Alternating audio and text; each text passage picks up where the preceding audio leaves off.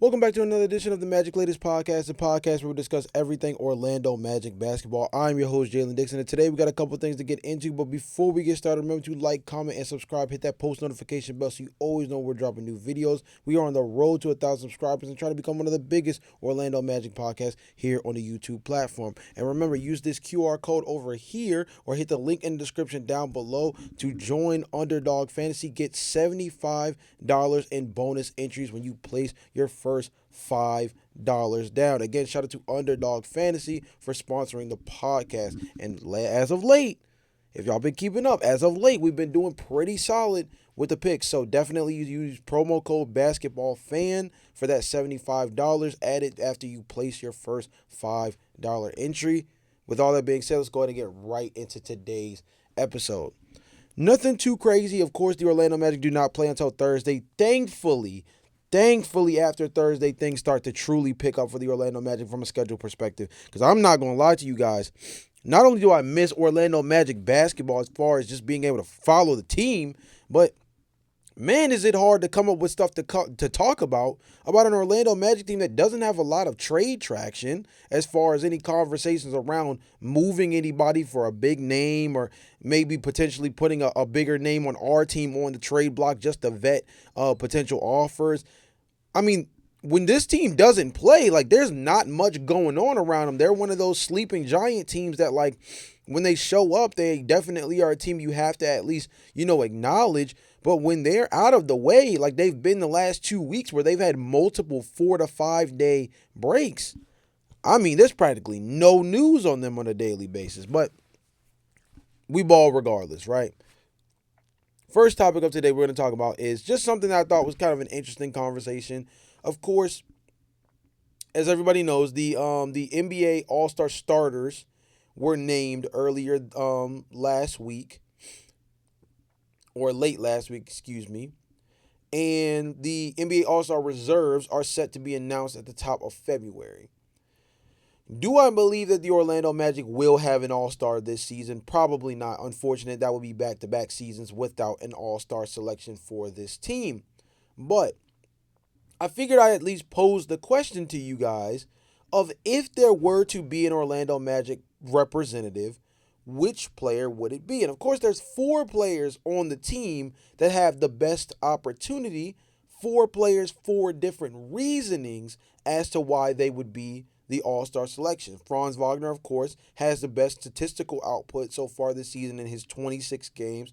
22 points per game, 6.1 rebounds, 3.6 assists, 1.1 steals, and is, shooting relatively efficient from the floor, 48.2% from the field, 36.8% from 3-on-4 attempts per game. Gotta love that. Paulo Banchero probably has, a quote-unquote more dominant looking stat sheet, but is one where maybe aesthetically, when you ask yourself as an Orlando Magic fan whether or not you believe he's been the best player of the two between him and Franz when they've both been healthily available. Nonetheless, Banchero, 20.9 points, 8.8 rebounds, 5 assists, along with nearly a steal and nearly a block per game. Again, aesthetically, there's been some real questions. 45.2% from the field, 26.9% from beyond the arc. Getting to the free throw line 7.4 times per game, which is actually a bit low for where I would have wanted Paulo Banchero by this point in the season.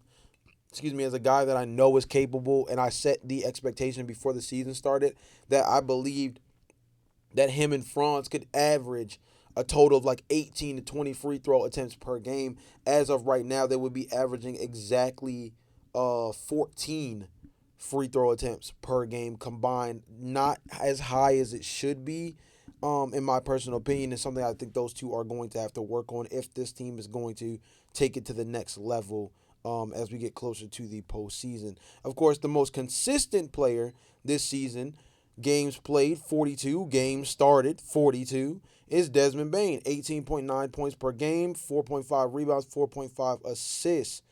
Biggest question mark for me has just been the three-point shooting for Desmond Bane, only 33.3% on 5 attempts. This was somebody who said that coming into the season, his expectation for himself was that he wanted to get into the career high averages as far as three-point attempts per game. He's nowhere near that.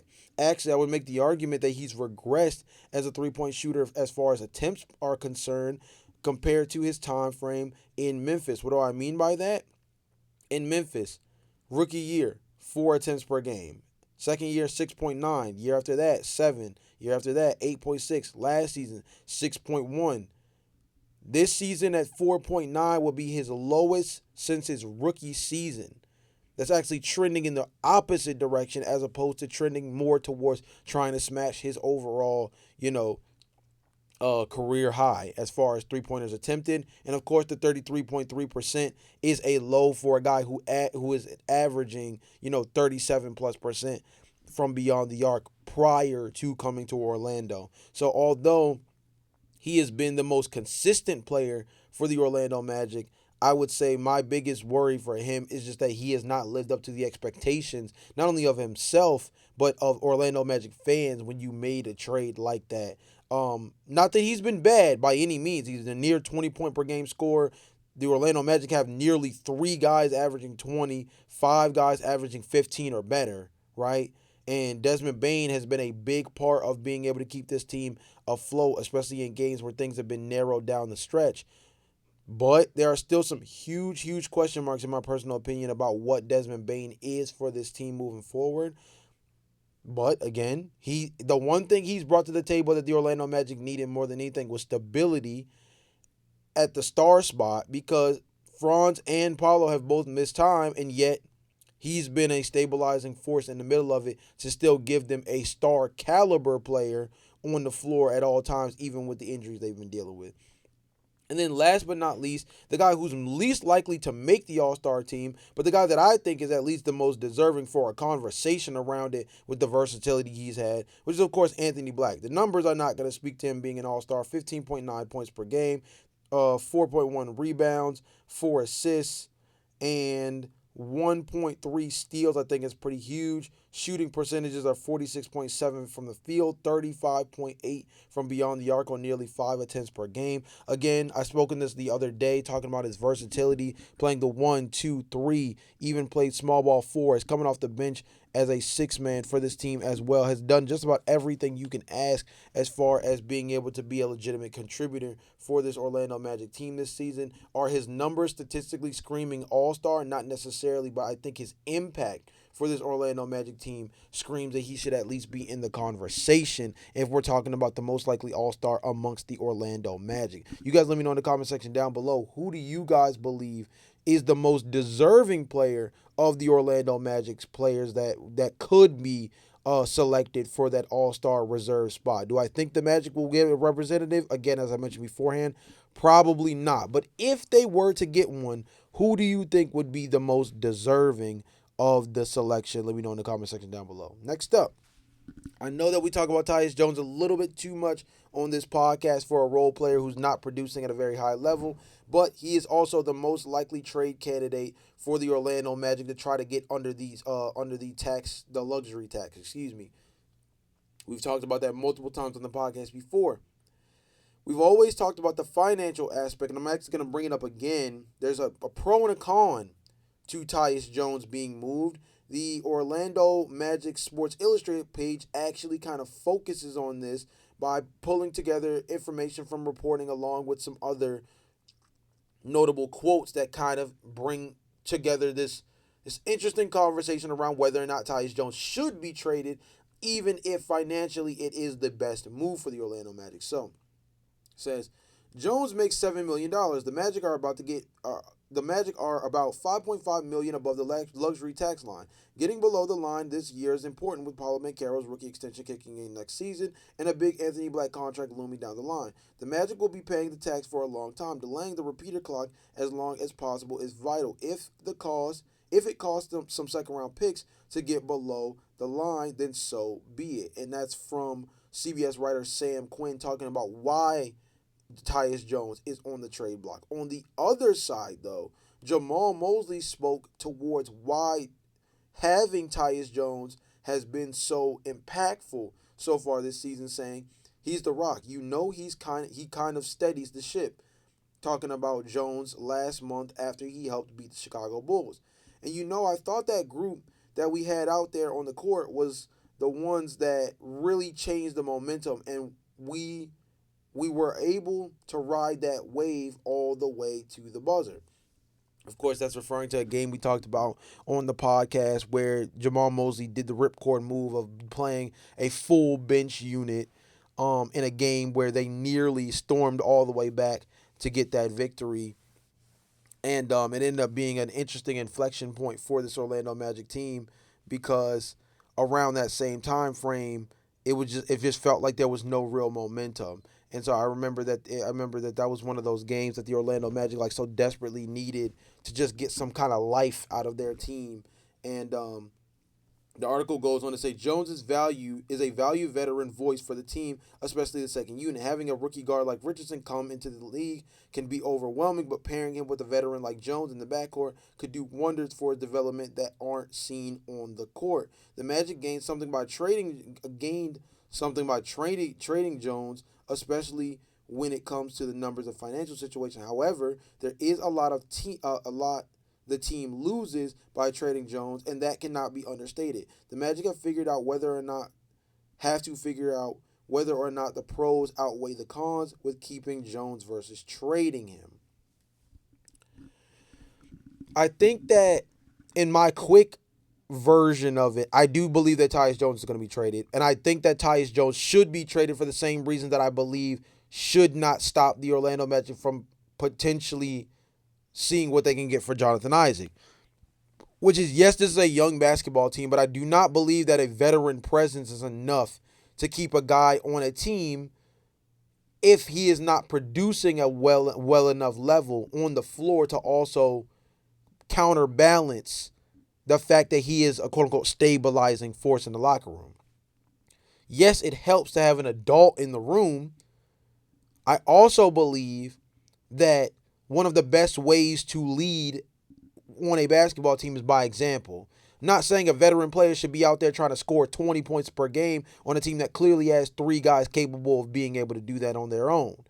But I do think that your play has to be able to reflect or be a representation of what kind of presence people say you have. And I would say for a player like Tyus Jones, he has regressed so much this season as far as being able to produce, whether it's offensively with being able to move the ball around, getting assists, taking care of the basketball. He's been okay as far as turnovers are concerned. I'm not saying he's necessarily turning the ball over at a high rate, but his assist to turnover ratio is nowhere close to where it's been in years past, where he was like on a historic pace as far as taking care of the basketball in comparison to the offense he helped generate. He's not shooting the three ball very well. Obviously, not as much of a threat to get to the cup as a scorer around the basket. So he's just kind of a guy.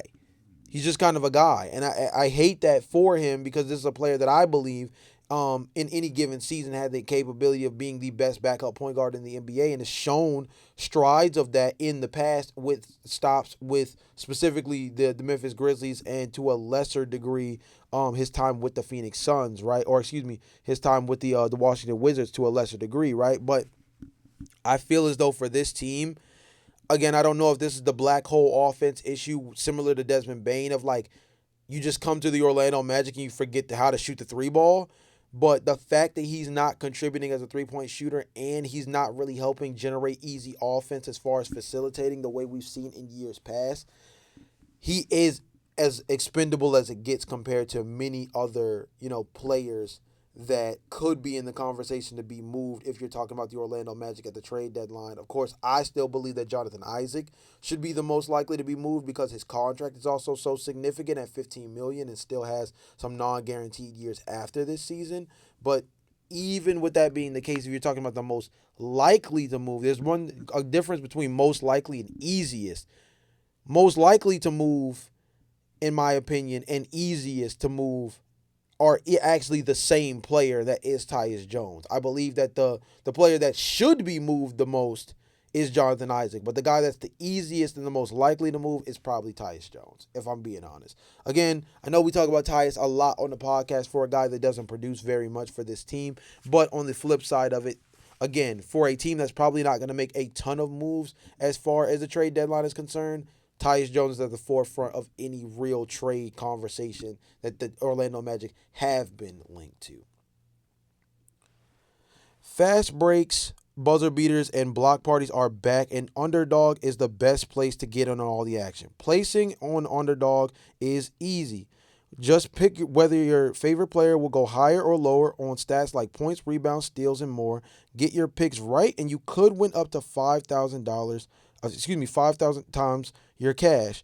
This week or today on Underdog, we're going to focus on the Brooklyn Nets versus New York Knicks game. And we're going to go with Jalon Brunson higher than 35.5 points, rebounds, and assists. I believe that the New York Knicks are going to come out firing in this game. This is a part of what is considered a rivalry week lead up. And of course, the New York Knicks have been spiraling. I believe they're 3-7 in their last 10 games. I think Jalon Brunson also called a players only meeting. Best way to lead by example after something like that is to come out and absolutely ball. I think he's going to drop anywhere between 27 to 29 points. I think points, rebounds, and assists is good because I don't think he needs to get a lot of boards or assists. I think he's going to do a lot of it in that scoring category.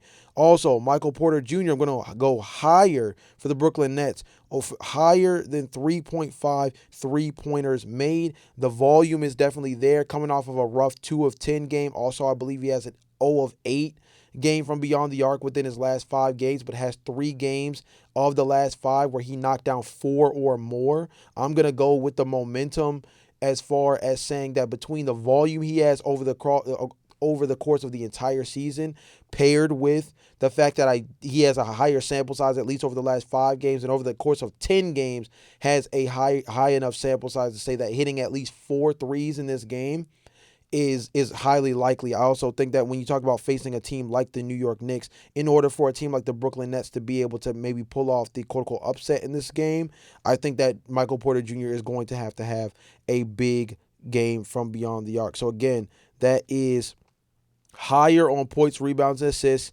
I believe it's 35.5 points, rebounds, and assists for Jalon Brunson, and then higher than 3.5 three-pointers made for Michael Porter Jr. Download the app today and use promo code BASKETBALLFAN to score $75 in bonus entries when you place your first $5. Again, that's BASKETBALLFAN as the promo code. Underdog, make picks, and win money.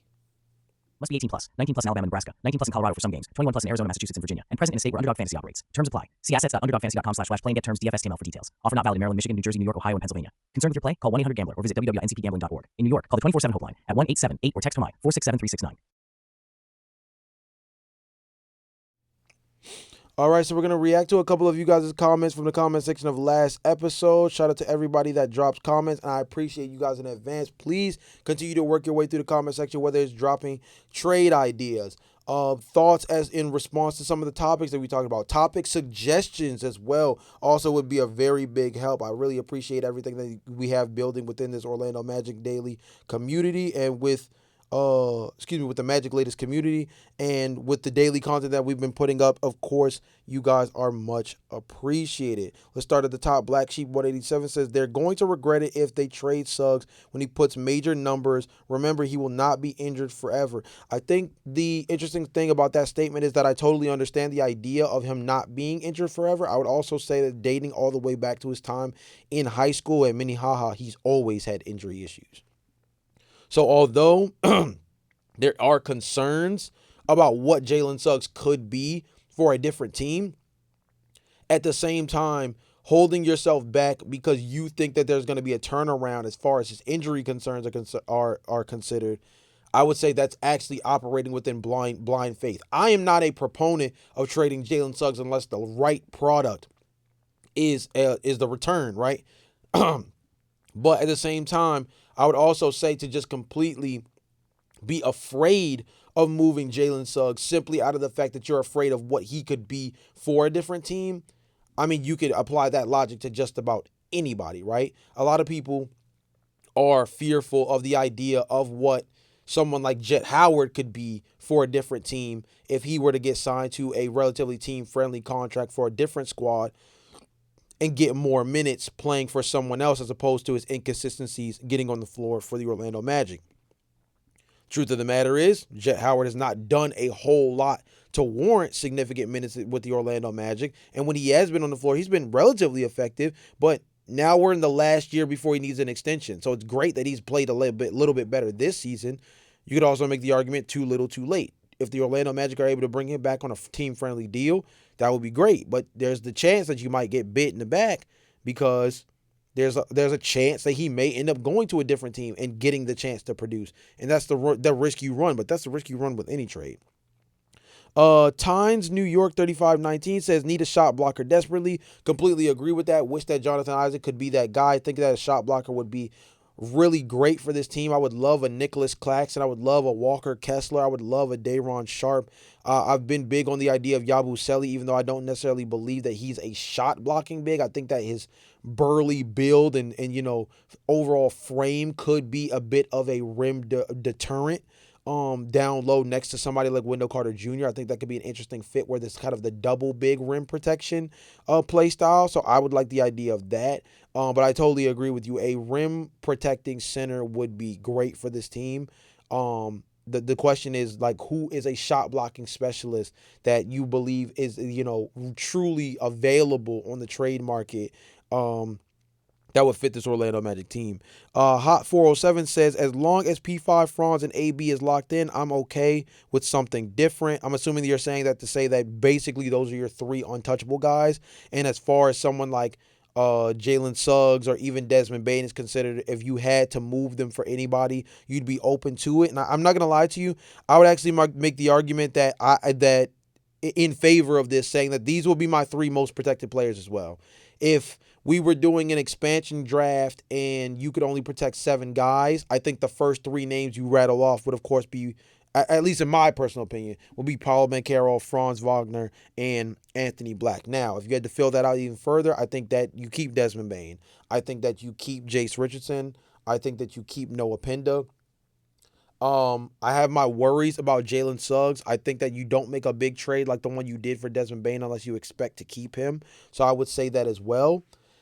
And then I would say Wendell Carter Jr. I actually like Wendell Carter Jr. I like what he's been able to bring this season. Do I wish that he could be a better rim protector? Of course. Do I wish that he could be more consistent as a mid-range shooter with the way that he's not as, dangerous stepping away from the basket? Like, he's not a three-point floor spacer, but he could be much more effective as a two-point shooter for us. I would appreciate it. But nonetheless, I do think that he provides something very necessary for this Orlando Magic team. So actually, of all the main, 8 to 9 guys in the rotation, the most notable name I'd be a little fearful of having in a extended draft like that, some kind of, where you had to put some kind of protections down, would probably be Jalen Suggs. And again, that just goes back to the last comment of the injury concerns creating a real issue as to whether or not you can really invest in him long term. Jimmy the Drunk says, Trade Machine says, Cat, Yabusele, Clarkson for Isaac, Suggs, and WCJ. I don't hate it. I don't love it. You're really banking on Karl Anthony Towns to make up for a lot of the ground here. Do I think that Karl Anthony Towns could be just as effective as an offensive scorer in a third or fourth role in ways that Wendell Carter Jr. can't?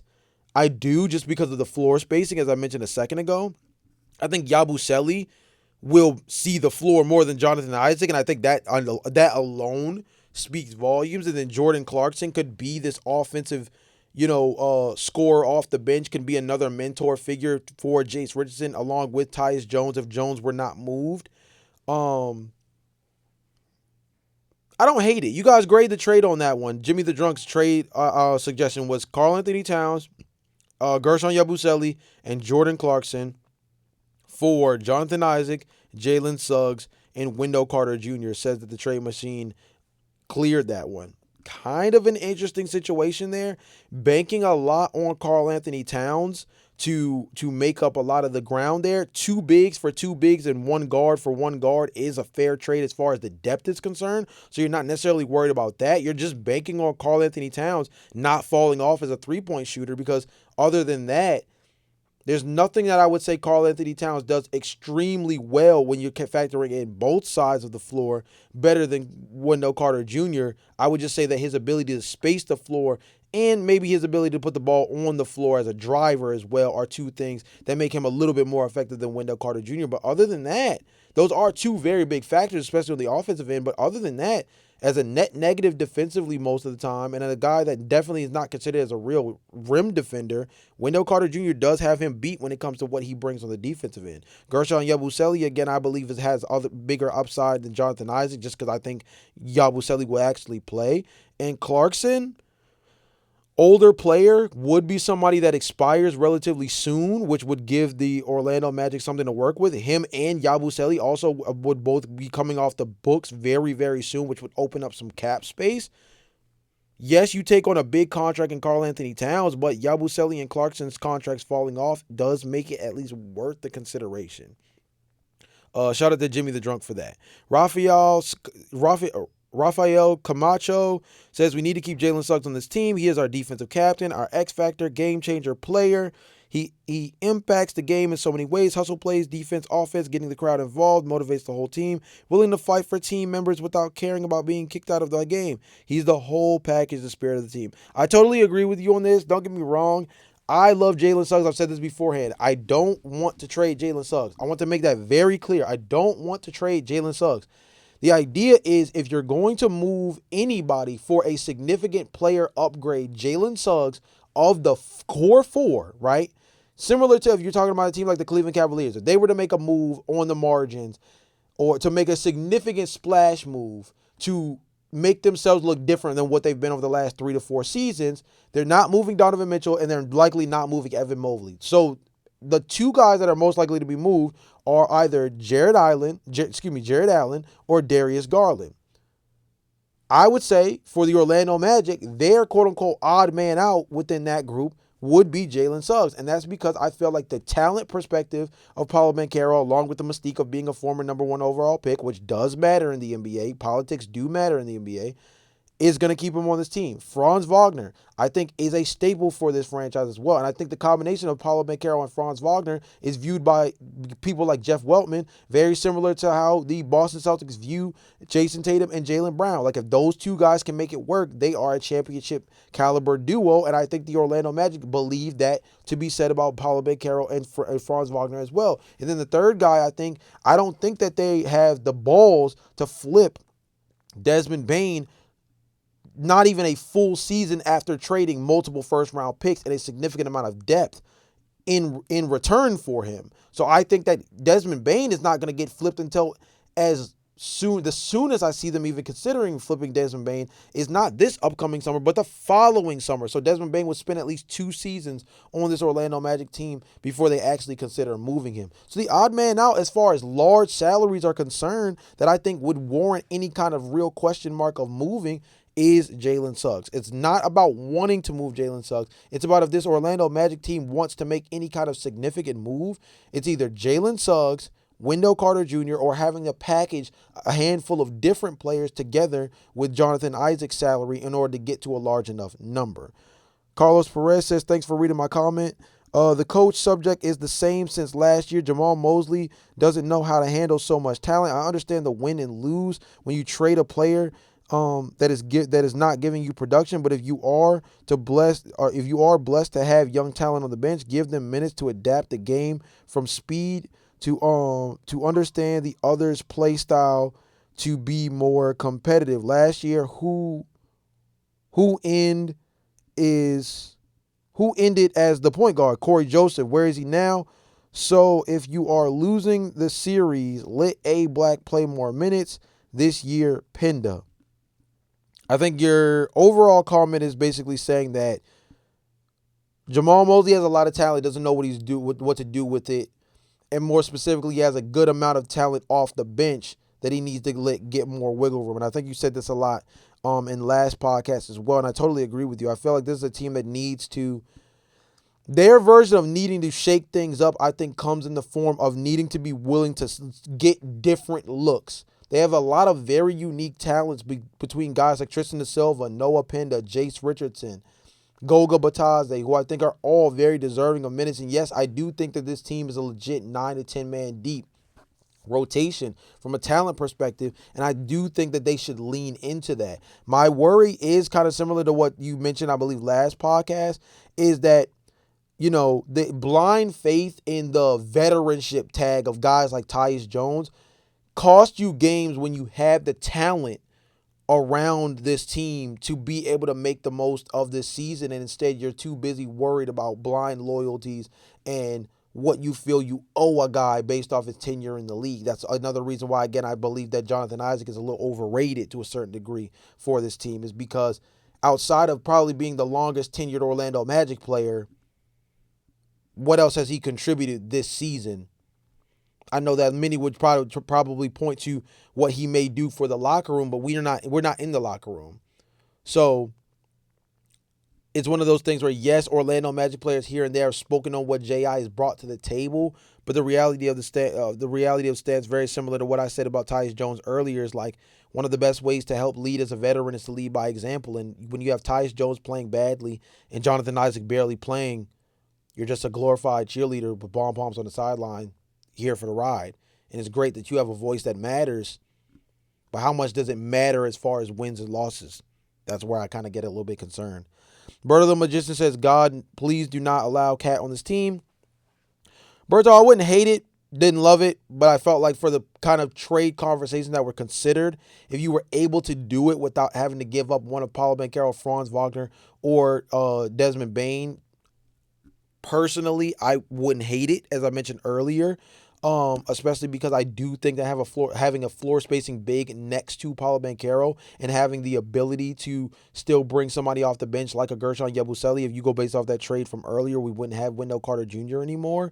But having Gershon Yabusele come off the bench, having Cat as a floor spacer next to Paulo, and still having this jumbo lineup of what would essentially be like an Anthony Black, Desmond Bane, Franz Wagner, Paulo Banchero, and Karl Anthony Towns lineup, I think that could be really interesting. So I don't hate Karl Anthony Towns on this team, but I can understand your worries, especially from a defensive standpoint, which is something the Orlando Magic have started to trend in the wrong direction.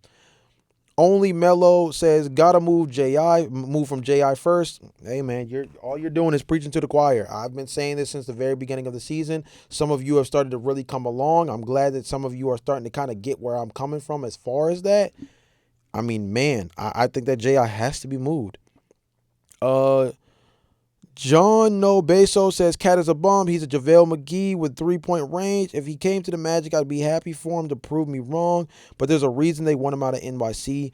I don't know if I would call him JaVale McGee, but I do think the floor spacing is enough to carry if you did bring him to the Orlando Magic. Again, the biggest worry about trading for Karl Anthony Towns is we've seen it with Desmond Bane. We've seen it with Contavious Caldwell-Pope. We've even seen it to a lesser degree with Tyus Jones. Like, the three ball falls off when they land with the Orlando Magic. If the three ball falls off for Karl Anthony Towns, I mean, I'm not saying he's JaVale McGee, but he definitely does hurt this team by a good margin compared to what we already have if he's not a legitimate floor spacer. Like, his ability to put the ball in the floor as a center is great, but if he can't space the floor, like, I mean, we're in deep trouble, because him next to Paulo Banchero as a front court from a defensive standpoint is definitely one that leaves something to be desired.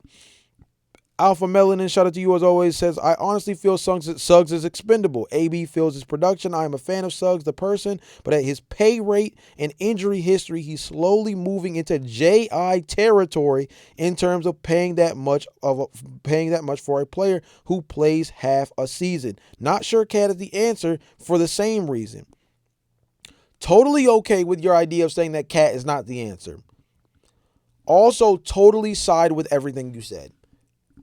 This is all I've ever said about Jonathan Isaac.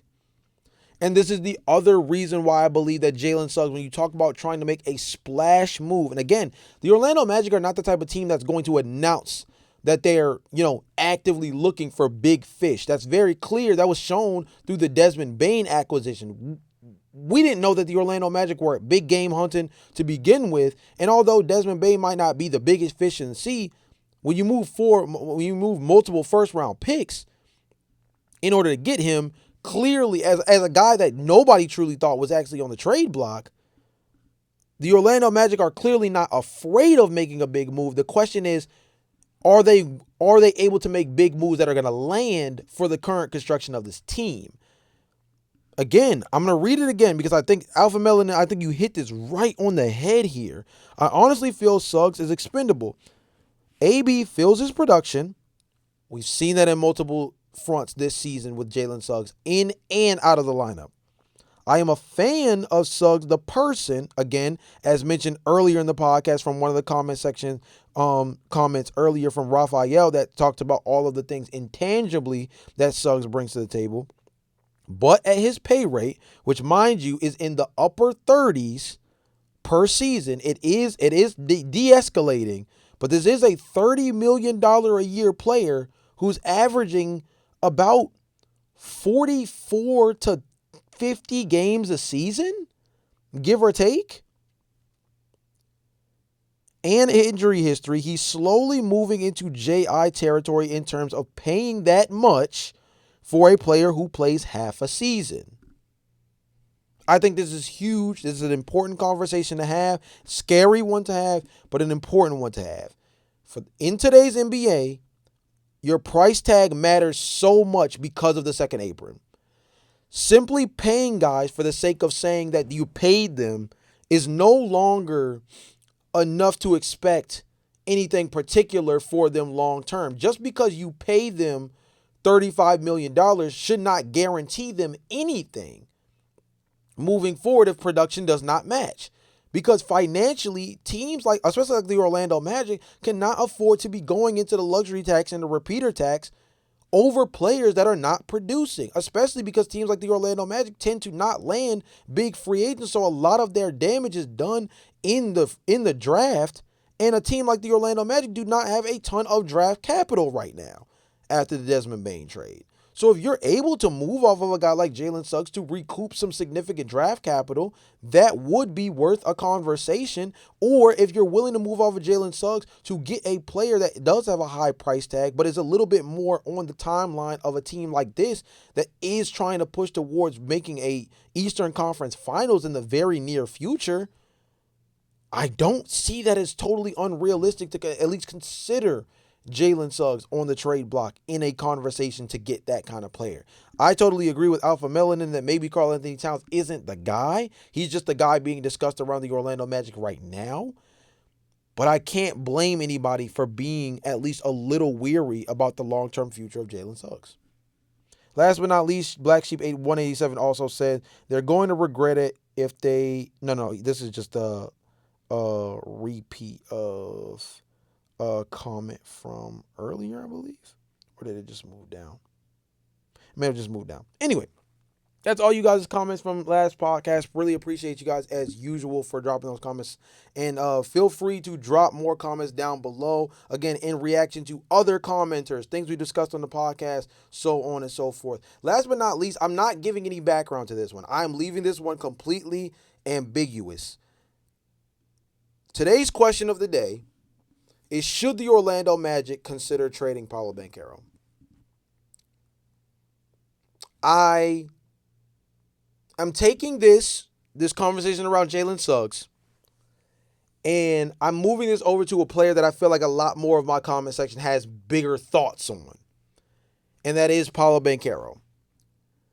There's a very mixed bag amongst the Orlando Magic community as whether or not Paolo Banchero is a true number one, whether or not Paolo Banchero is a true fit as a number one for this team, and whether or not he is worth being the guy that the Orlando Magic build around long term. Not necessarily specifically as a number one, but as the guy that they build their skill sets around as far as the other talent that they draft and go to acquire. I'm not going to share my take on this one on this podcast, mainly because we're almost 40 minutes in. But I'm interested to hear what you guys have to say in the comment section down below as far as trading Paolo Banchero. because I do think there is a conversation to be had. Again, I'm not going to share my thoughts just yet, but the debate's not happening for no reason. So I'm interested to hear what you guys' reasonings for or against keeping Paulo Banchero are. With all that being said, remember to like, comment, subscribe, hit that post notification bell so you always know we're dropping new videos. This has been another edition of the Magic Latest Podcast. Hit this QR code in the top corner or hit the link in the description down below to join Underdog Fantasy. Again, $75 in bonus entries when you place your first $5. Again, shout out to Underdog Fantasy as usual for sponsoring the podcast. This, again, has been another edition of the Magic Latest Podcast. I'll see you guys again tomorrow, but until then, peace.